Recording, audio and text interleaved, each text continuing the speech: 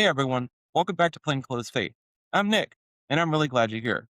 Before we dive in today, I just want to acknowledge that yes, this episode is coming out a little bit late, and I do appreciate your grace as I adjust to a new work schedule. Now, let's dive in. Over the last few episodes, we've been talking a lot about grace, what it means to receive it, what it looks like to live from it, and how difficult that can be. Because human nature naturally drifts towards performance, towards proving ourselves, towards trying to earn what God freely gives. Because eventually, grace moves beyond just being personal. Because the moment that grace begins to shape your life, it also begins to shape your relationships, how you respond to people, how you handle conflict, how you carry hurt, and how you deal with disappointment. And if we're honest, this is where grace starts to feel much harder. Because receiving grace for ourselves is one thing, but extending it to others is something else entirely, especially when people have hurt us, misunderstood us, or failed us, or even wounded us in ways that feel deep. And in those moments, something in us naturally pushes back because grace feels beautiful when it's saving us, but it feels costly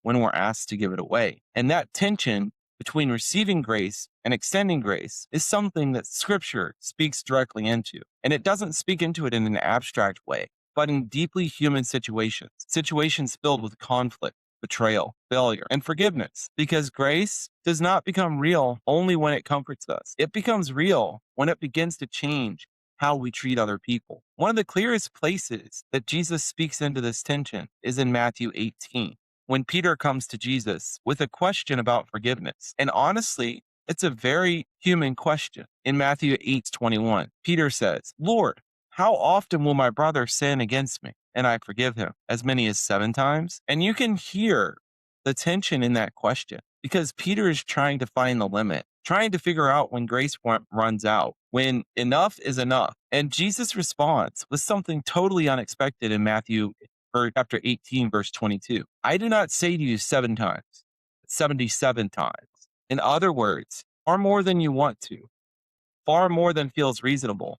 And then Jesus tells a story, a servant who owes a king an impossible debt, not a small amount, something massive, something that he could never repay on his own. And when the servant falls before the king begging for mercy, king does something shocking. He forgives it completely. The debt is canceled, not reduced, not restructured, removed. And that alone would already be overwhelming. But then the story shifts temperature. The same servant leaves and immediately finds someone who owes him a much smaller debt. And instead of extending the same mercy that he had just received, he grabs the man, demands repayment, and has him thrown into prison. And when you hear that, something inside of you immediately recognizes the contradiction because the servant received grace, but it never changed how he treated people. And that's the tension that Jesus is exposing.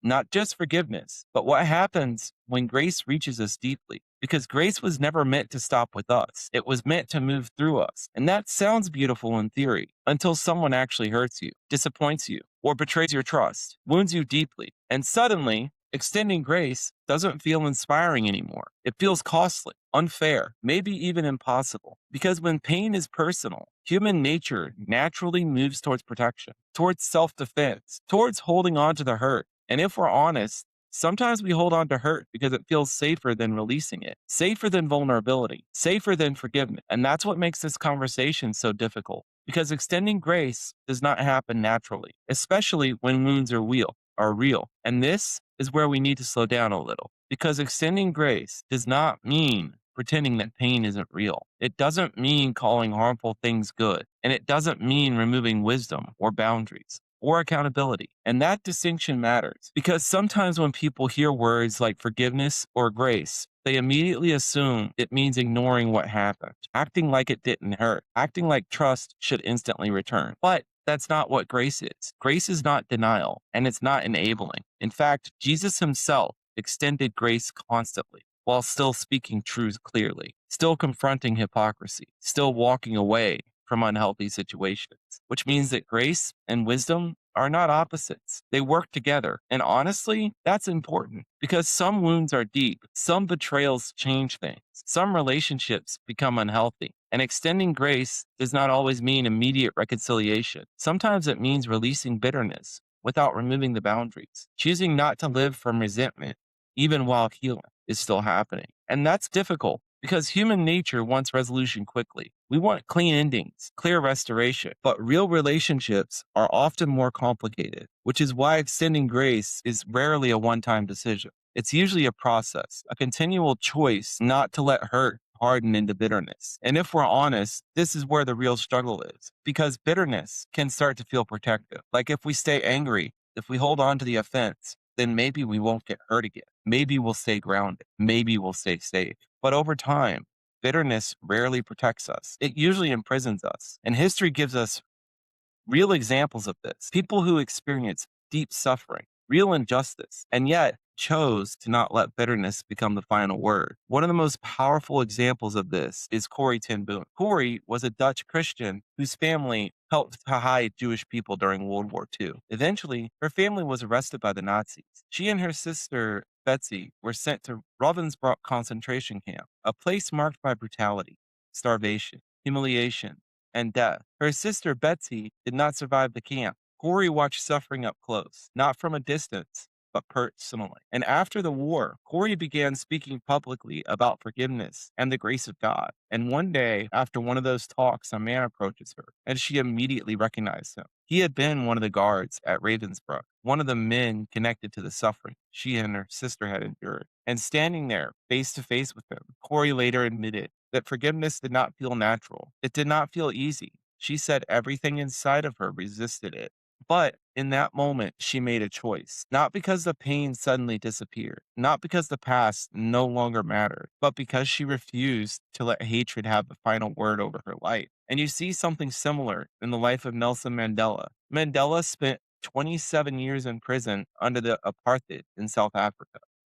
27 years, years of isolation, of injustice, years where bitterness could have easily taken root. And yet, when he was finally released, he did not build his life around revenge. He spoke openly about reconciliation, about refusing to let hatred shape the future, because he understood something. If bitterness continued to control him internally, then the prison would still exist inside of him, even after he walked free. And that's what resentment does. It keeps wounds alive, not just in memory, but in your identity. And grace begins to interrupt that cycle, not by pretending that pain never happened, but by refusing to let pain become the thing that defines us forever. One of the theologians who wrote deeply about this issue was C.S. Lewis. Lewis once wrote, "To be a Christian means to forgive the inexcusable because God has forgiven the inexcusable in you." And that quote is uncomfortable because it forces us to confront something difficult. Grace becomes hardest when the wounds are personal, when forgiveness feels undeserved, when extending mercy feels costly. But that's exactly why grace matters. Because if grace only exists for easy situations, then is it really grace? It's preference. Grace becomes real when it reaches the places where human nature naturally wants to close off. And maybe that's why extending grace is one of the clearest signs that grace is actually changing us. Because human nature does not naturally move towards mercy, especially when we've been hurt. Human nature moves towards self protection, towards keeping score, towards replaying offenses, towards deciding who deserved kindness and who doesn't. But grace begins to interrupt that slowly, not perfectly, but genuinely. Time, it starts changing how we carry people, even difficult people, not because we suddenly approve of everything, not because wounds instantly disappear, but because grace changes the posture of our hearts. It loosens the grip of resentment. It softens the instinct to constantly retaliate.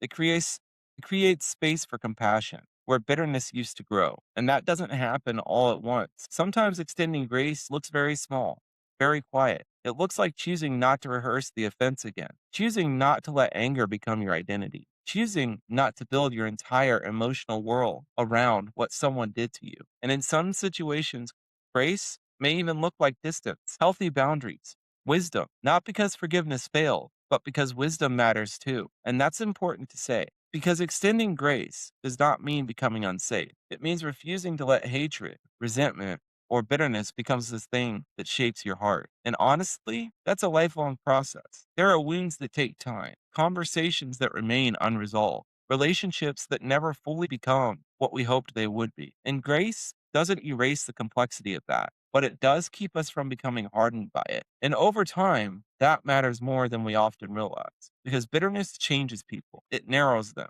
it hardens them, it makes difficult to trust, to love, to remain open. But grace begins to move in the opposite direction, not towards denial, but towards freedom. Freedom from carrying the constant weight of unresolved anger, freedom from letting pain become your entire identity, freedom from becoming trapped inside the worst thing that happened to you. And if we're honest, that kind of freedom is something that most people deeply want, even if it feels difficult to move towards. So here's a simple challenge for this week. Think about one relationship that feels difficult right now, one place where resentment, hurt, or disappointment has started to settle in. And instead of asking, how do I win this? Or how do I protect myself emotionally? Ask something different. Ask, what would it look like to respond from grace here? Not perfectly, not without wisdom, not without boundaries, but from grace. Because the goal is not becoming passive. The goal is refusing to let pain be the thing that shapes you the most. And over time, that kind of grace does something powerful, not only in relationships,